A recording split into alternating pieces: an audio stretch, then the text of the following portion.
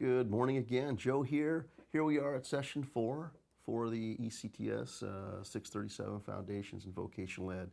This is an interesting task, a series of tasks and assignments that I have laid out for you. One of it is when we look at the legislation and history and the changing of the workforce, what I'd like you to do in this particular session is look at the globalization. If we look at society as a whole, that we move from the agriculture era, the industrial era, now we're in the information era, and now we're going to be moving into more of a technological infrastructure era of the 21st century, the changing needs of the workforce, the changing education individual. We have to look at our history to kind of make a dialogue of our past. So what I'd like you to do in this is keep a global perspective. The assignment that I've given you is the timeline. Maybe not the perfect assignment for you, but one that I think that provides a little bit of detail in the sense that it creates an outline for you.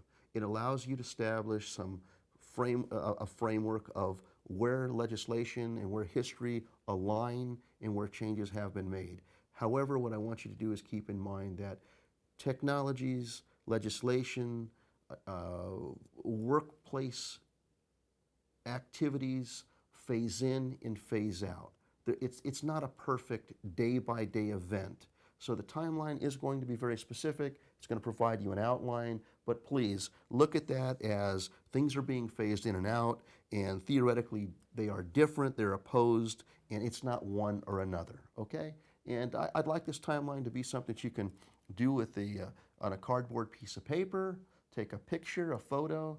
You can do it in a Word document.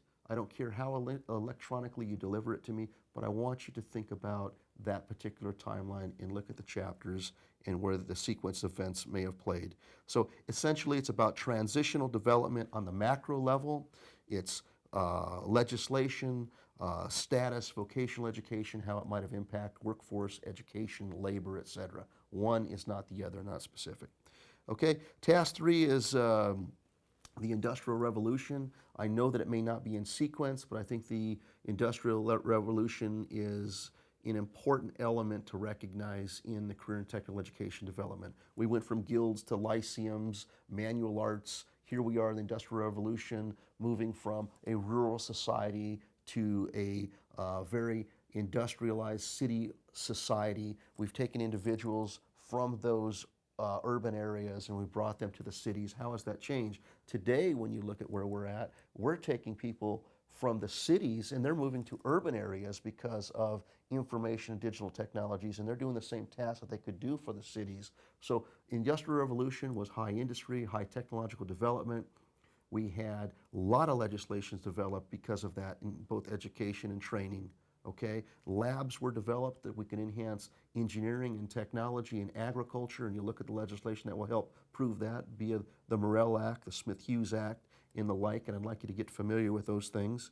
But you need to think about that on a macro level. How might that have happened if we look at the next chapters coming?